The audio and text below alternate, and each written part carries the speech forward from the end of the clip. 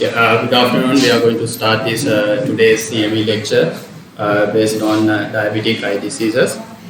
Uh, as you all know, diabetic is a chronic metabolic disorder due to relative insulin insufficiency or increased tissue resistance to insulin, resulting in microangiopathic and macroangiopathic complications.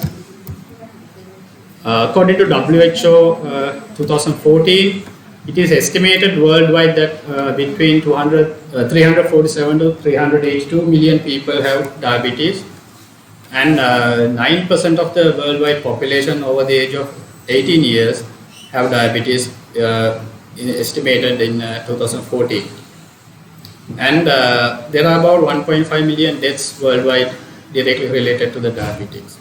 And 80% of these deaths occur in the low and middle income countries. So we know the burden of the diabetes both worldwide as well as in Sri Lanka. It is estimated that this disease burden is on the drastic incline, and by 2035 it is estimated that around 592 million people will have diabetes throughout the world. So in coming years, so we expect a great increase in the disease burden. When we talk about diabetic eye diseases, these are a group of conditions that affect people with diabetes, and this whole form of diabetic eye diseases has the potential to cause permanent severe visual impairment, and which includes diabetic retinopathy, diabetic macular edema, cataract, glaucoma, ocular surface diseases, and they are also more prone for infections. I'll be mainly focus on diabetic retinopathy and diabetic macular edema. Others are, of course, separate clinical entities, but diabetes cause them more risk. Diabetic retinopathy, it's a microangiopathic complication in the retinal circulation. The pathophysiology is characterized by microvascular occlusion and increased permeability, resulting in ischemia and leakage in the retinal circulation.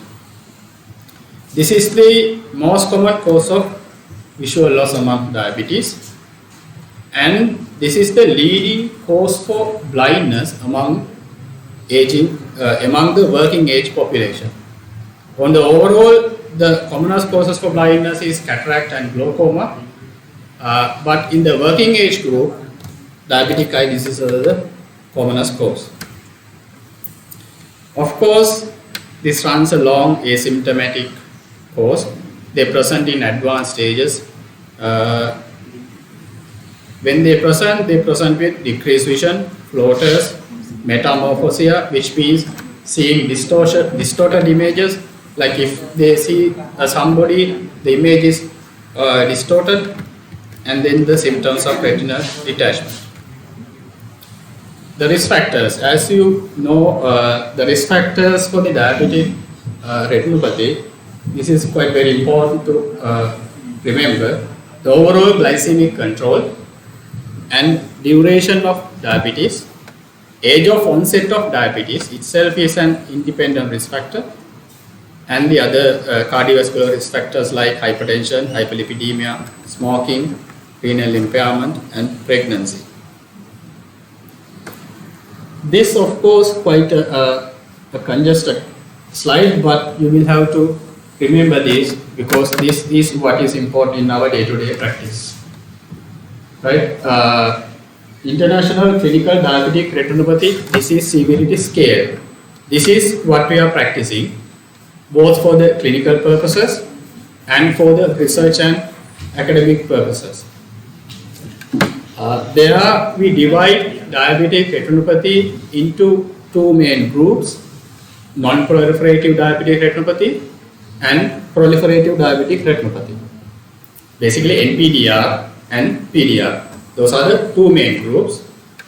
In the NPDR group, we divide that again into mild, moderate, and severe. So in your day-to-day practice, just keep this in mind This is what is important, right? NPDR we divide again into mild, moderate and severe. Mild means there are only microhemorrhages, microaneurysms in the retina. Severe means there's a rule called 4-2-1 rule, right? What is this 4-2-1 rule? 4 means there are more than 20 intraretinal hemorrhages in each of the 4 quadrants. That is 4. There should be more than 20 intraretinal hemorrhages in each of the 4 quadrants in the retina. 2 means there are definite venous changes, venous bleeding and dilatation occurs in 2 or more quadrants. That is 2. 1 is a presence of ERMA. ERMA means intraretinal microvascular abnormalities. These are not new vessels, but they are abnormal vessels within the retina. Presence of ERMA within 1 quadrant. So that is the 4-2-1 rule. Anything between severe and mild is moderate. That is how it is classified. So mild means only microaneurysms, and severe is the 4-2-1 rule, and anything between mild and severe is moderate. That is NPDR. And when it comes to the PDR, presence of one of the 2 factors. One thing is neovascularization, which is occurrence of abnormal blood vessels which can be on the disc or within 1 disc diameter area, right? It can be within the optic disc or within 1 disc diameter of the disc. That is called NVD. Or it can occur in elsewhere in the retina. That is NVE.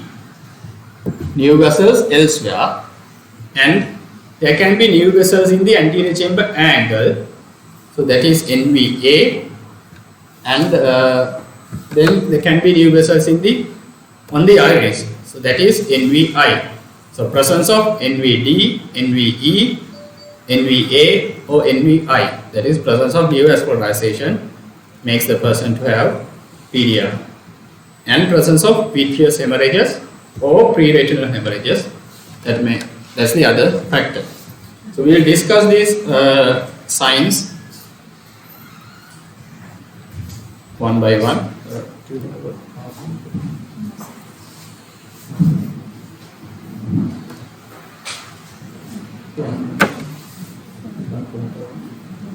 Okay, there are no pointers, but if you see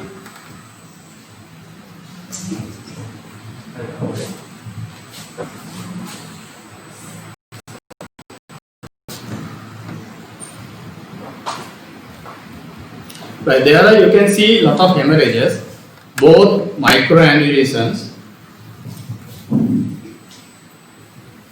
These are pinhead-like dot hemorrhages are microaneurysms, and there can be blot hemorrhages. This is quite a diffuse hemorrhages. These blot hemorrhages. These are intraretinal hemorrhages.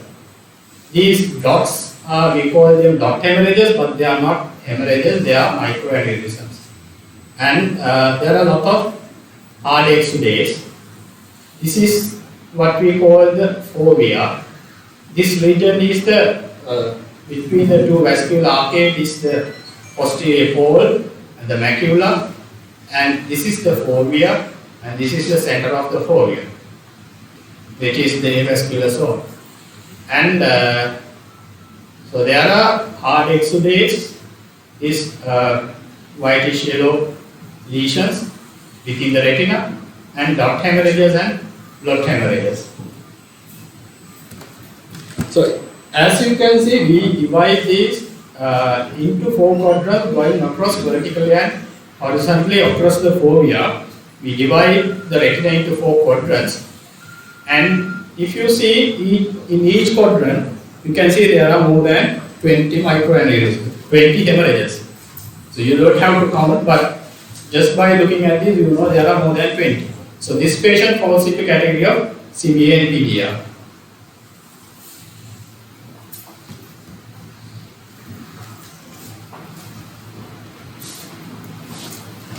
Next, here there are lot of hard exudates.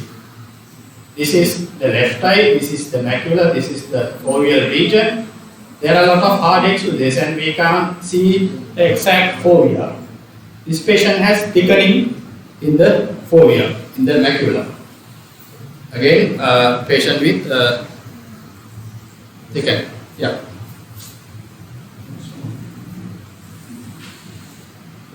Here you can see the lot of venous changes. As you can see, this vein is dilated and there are bleeding. Can you see this sausage shape like appearance? This is venous bleeding. So if you see a patient with this kind of venous dilatation and bleeding, that is a sign of severe NPDR in at least 2 quadrants.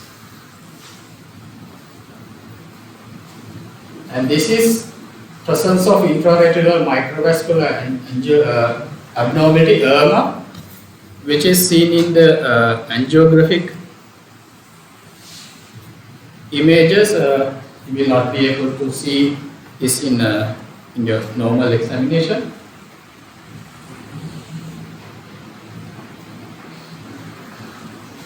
And here, of course, you can see a lot of venous bleeding here. Lot of venous changes and venous bleeding. There are blood hemorrhages.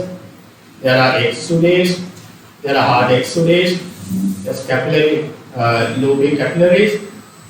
So this patient again has severe NPDR. This is what we call presence of neovascularization on the disc. This is the optic disc. This fan-shaped microvascular abnormal vascular network, this is new vessels, which is occurring on the disc. So this patient has PDR. This is NVD. And if you see here, again there are lot of fine network of fan-shaped abnormal vessels there, which is away from the disc. And this is new vessels elsewhere, NVE. Again, here there are a lot of new vessels elsewhere. There are a lot of new vessels and some pre-retinal hemorrhages here. Again, another patient with severe NVD. This is 360 degrees. Patient has a lot of NVD. And this is a picture of pre-retinal hemorrhages. We call it pre-retinal because that occurs on the surface, on the inner surface of the retina, and all the retinal vessels and retinal architecture is obscured because of this hemorrhage. And there are some fractional bands also here. So this patient also falls into the category of PDR. And this is an advanced case of diabetic retinopathy, where patient has lot of vitreous fractions and fractional retinal detachments.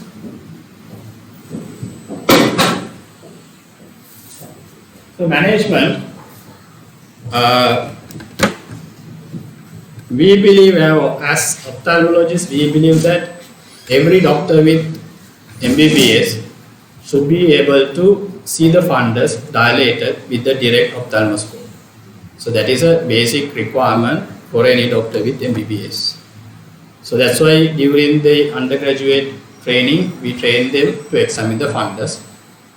And anybody who can see the fundus dilated with direct ophthalmoscope can screen for diabetes, retinopathy, right? And in fact, we did a study in 2007-8, like screening for diabetic retinopathy, ophthalmologist versus non-ophthalmologist. there is no significant difference. Of course, there is a difference in classification of the severity levels, but detecting diabetic retinopathy, there is no significant difference. So that's why, based on that, we recommend all the doctors with MBBS, maybe a GP, maybe a specialist of any field, to have a look at the fundus. Management, of course, there's general management and specific ophthalmic management. Generally, as ophthalmologists, what we do for the diabetic retinopathy will not be beneficial to the patient if the patient's general condition is not optimized, not controlled, and that is part of the physicians and the others. So that is modifying the modifiable risk factors. That is the one of the most important thing. And then specific ophthalmic management. In diabetic retinopathy, mild NPDR, moderate NPDR, there is no specific ophthalmic management, but there is general systemic management, modifying the modifiable risk factors and controlling the systemic disease. Yeah. When it comes to the diabetic retinopathy screening, as I said earlier, so any doctor with MBBS should be able to screen for diabetic retinopathy with dilated direct ophthalmoscope examination. The timing is, as you know, type 1 diabetics, they have very short clinical, preclinical phase and they present early. So we recommend them to screen within 5 years of diagnosis, and then annually thereafter appropriately. For anybody with type 2 diabetes, it runs a long preclinical phase.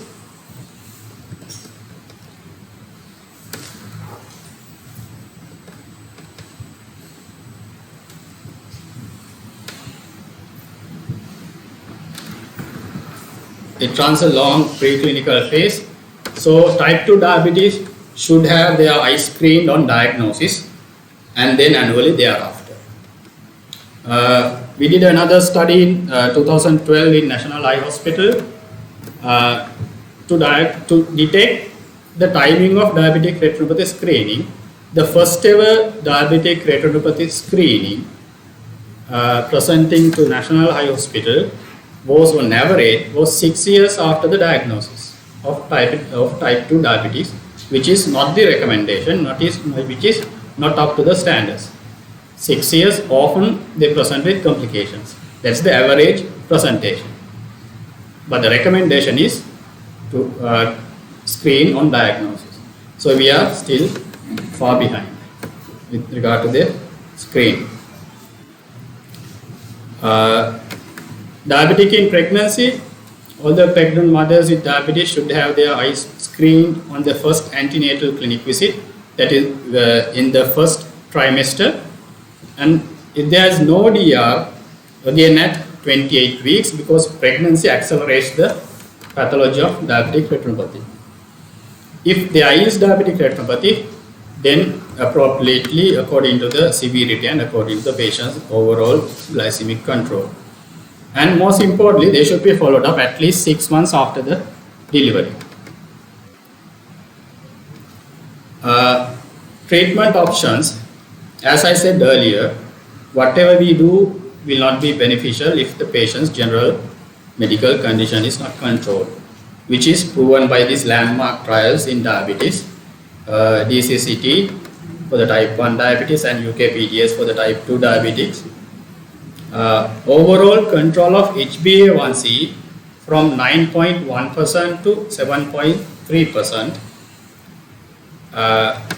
causes 76% reduction in the primary prevention and 54% in the secondary intervention cohort levels. So that is, we have level 1 evidence for overall glycemic control.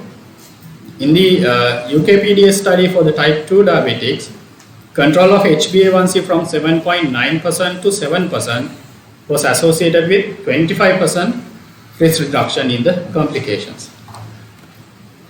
In the ACCORD-I study, control of HbA1c from 58 to 46 that is millimoles per moles. There is a reduction, increase in the ETDRS letter scale. That is something that we have a primary endpoint. And the need for retinopathy requiring laser treatment or vitrectomy has reduced from 10.2% to 6.5%. And progression of retinopathy was reduced by 42%. Again, we have level 1 evidence. And with regard to the blood pressure, the UKPDS study, control of mean systolic blood pressure from 154 to 144 was associated with significant reduction in microvascular complications. So there are enough level 1 evidence for us to, for the benefit of the control of systemic risk factors. So optimal control of blood sugars, blood pressure and lipids, regular physical exercise, lifestyle modification, stop smoking, all these play a major part in treating and preventing diabetic retinopathy. And the ocular specific management, we do laser or surgery.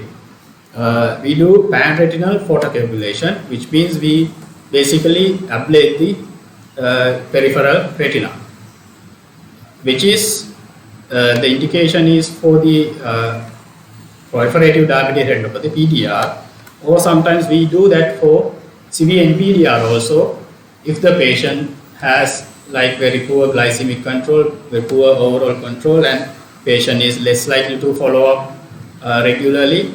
In that group, we can do PRP for severe NPDR also. And surgical management, vitrectomy, as you see that advanced PDR patient with lot of fractions and sometimes patient with vitreous hemorrhages, we do vitrectomy. And yeah, any questions based on this so far for the diabetic retinopathy?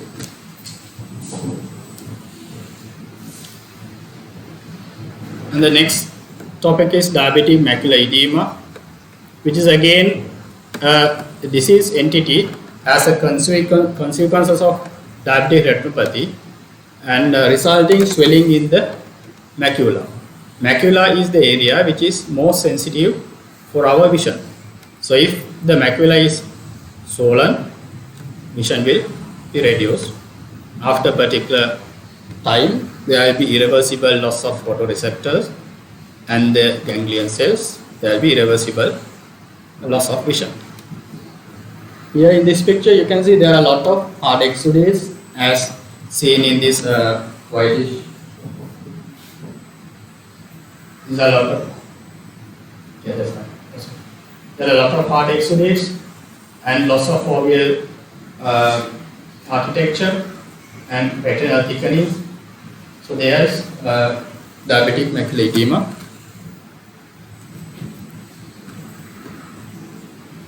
Again, another picture showing diabetic macular edema, lot of hard exudates and retinal thickening. And this is a picture of what we call OCT, which is optical coherence tomography. The top picture, this is the normal OCT of a macula. There is a foveal pit and all the retinal layers are nicely distinguished. Here is a patient with diabetic macular edema. There are a lot of fluid filled spaces within the retina, which we call IRF, infraretinal fluid, and lot of fluid under the retina, which is SRF or the subretinal fluid, and this affects the fovea. So this patient has diabetic macular edema affecting the fovea or the center. Again, treatment options, as I said, the general overall control, specific ophthalmic treatment. We do laser treatment, focal laser treatment for patients with focal macular edema, that is without involving in the center of fovea. If it is away from the fovea, then we can do FLT. If it involves the center of fovea, of course we can't do laser because laser means ablation or the destruction, we can't destroy the fovea. So in that case, options are to give intravitreal injections in the form of anti-VEGF or steroids.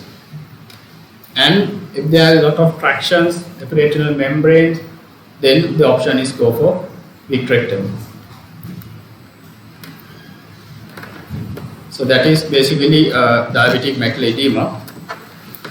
As general physicians, what you can do is, with any patient coming with diabetes, do regular screening, annual screening, according to that guidelines I have said earlier, with a dilated direct fundoscopic examination. And if you see any changes, you may or may not be able to categorize into the particular level, particular severity scale, but if you see any changes, refer to the nearest eye unit. And the regular or annual screening is most important, because there are a lot of patients with diabetic are followed up by the general physicians, by the other doctors, not only in the specialist clinics. But what we see is they are not being screened on time on a regular basis,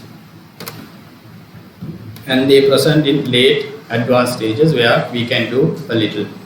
Sometimes we do lasers, we do vitrectomies, but we can't restore the vision. So we have missed the bus. So before missing the bus, so that is the most important take-home message I have to give you with regard to diabetic retinopathy. Yeah, the next disease is cataract. Cataract is of course a completely different entity, but presence of diabetes increase the risk of having cataract. There is about 60% increased risk of having cataracts, those who are not having diabetes, and also they tend to occur at a very younger age. And there's a separate entity that occurs in a diabetic patient. We call them hyposmotic clouding of the vision. As you know, when there is hyperglycemia, there is aldose reductase mediated pathway which divert glucose into the sorbitol. This sorbitol accumulates within the lens fibers, and which causes, and it does not leave the lens fibers, it accumulates within the fiber and causes hyperosmosis, and according to that osmotic gradient, the water influx into the cell and the cell swells. Ultimately, the entire lens is swollen up, and change in the clarity of the lens, change in the refractive index of the lens, causing myopic shift, and the resulting in clouding of vision. The important thing is, any patient with uncontrolled diabetes, we are not going to do the refraction and give glasses at that event, at that moment. They need to have a good glycemic control, overall glycemic control, and the lens has to come back to the normal state before doing the refraction and prescribing glasses. So you might encounter patients in your clinical practice, that patients coming with fluctuating vision, and if you check the blood sugars, it's fluctuated. Sometimes it goes to 300, 400, sometimes it comes back to hundreds like. So that fluctuation also causes fluctuation of vision. What the patient needs is steady glycemic control. And the other one is glaucoma. We call glaucoma as silent killer of vision, because the patients will not present until the advanced stage of the disease, until they have tunnel vision in glaucoma, which is due to primary glaucoma, unless we screen and diagnose them beforehand, which is a progressive neurodegenerative disease affecting the optic nerve, and they present, as I said earlier, with advanced field loss. Presence of diabetes increases the risk of having glaucoma by twofold. So So that is the connection between the diabetic and the glaucoma. And diabetes and ocular infections. Patients with diabetes more prone to get ocular infections like ocular surface infections, endogenous endophthalmitis, which is more prevalent in patients with renal disease with very poor glycemic control. They tend to have sepsis, septicemia, resulting in infection going into the eye, endogenous endophthalmitis, and this is quite very difficult to treat. And sometimes it can be fungal infections as well. And they are more prone for post-operative infections. As you know, the diabetes causes impairment in the subject's immune system. If somebody has uncontrolled diabetes, blood sugar levels like 300, 400, just by giving insulin, if you make it to 100 and doing a cataract surgery will not work. The reason is, like just bringing the blood sugar levels from 400 to 100 by giving insulin will not revert the body's immune system back to normal. It will take some time. They should have a tight overall blood sugar control over a period of time, and that's where their immune system goes back to the normal level, and then only we can safely operate. And that is quite very important, because in our clinics, in our pre-op assessment, we don't operate on patients with uncontrolled blood sugars, and we don't just bring them down with insulin, but we defer them to have a good glycemic control. Any questions so far?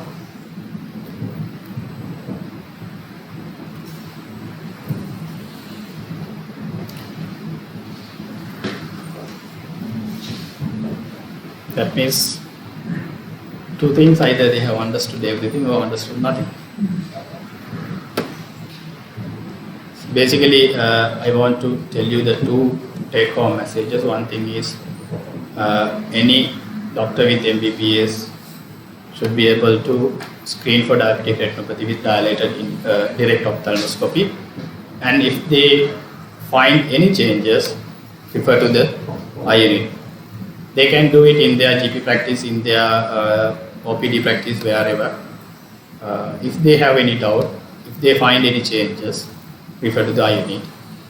That's one thing. Other thing is the overall glycemic control, as well as the blood sugar, blood pressure, lifestyle modification, stop smoking. Those everything plays a major role in preventing diabetic retinopathy and treating diabetic retinopathy as well. Thank you.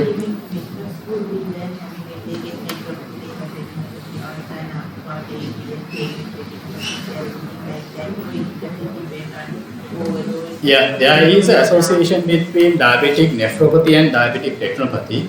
Both are diabetic microangiopathic complications. Any patient with diabetic nephropathy likely to have diabetic retinopathy as well, but it's not like 100%. It's likely to have, because nephropathy means they are going into microvascular complication, which affects renal microvasculature as well as it affects the retinal microvasculature. So there's no time period as such. By 8 years, by 8 years you can get, there's no time period. There are a lot of genetic factors plays a major role here.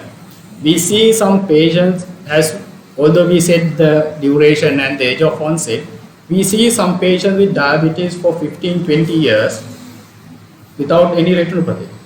You mean badly controlled or well controlled? That of course irrespective. I mean, if it is poorly controlled, definitely they will have. But patients with properly controlled diabetes for 10-15 years, they remain without any changes. But there are another group of patients who relatively well controlled still have diabetic retinopathy by about 5-6 years life. So there's a lot of genetic components. There are a lot of studies going on to assess the genetic components, genes associated with this. So there's no studies in Sri Lanka, but there are in other countries, there are studies going on to assess the genetic component, not only these things.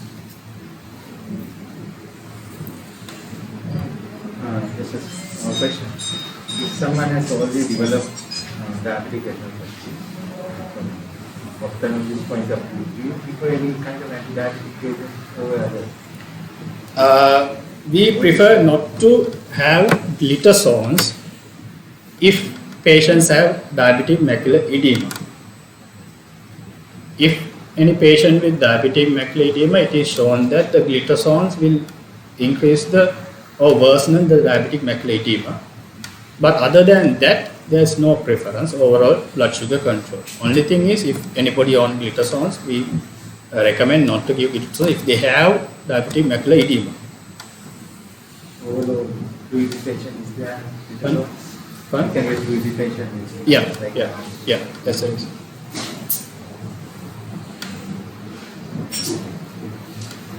Any other questions?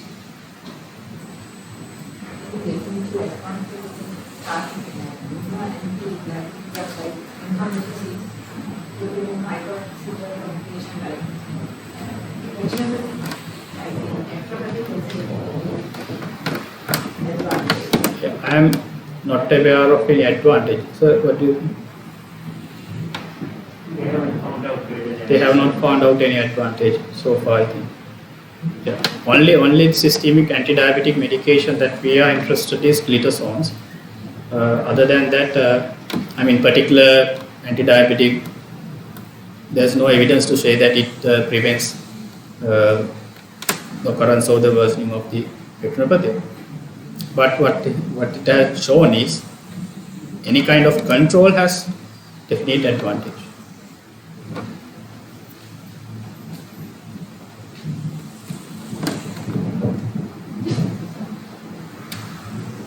Any other questions?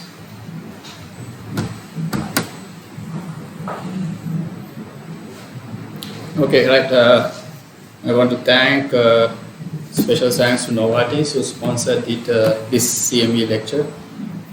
Thank you for the Novartis and the Chanaka Tissavera Singha, the manager for the Novartis ophthalmology. Right, thank you.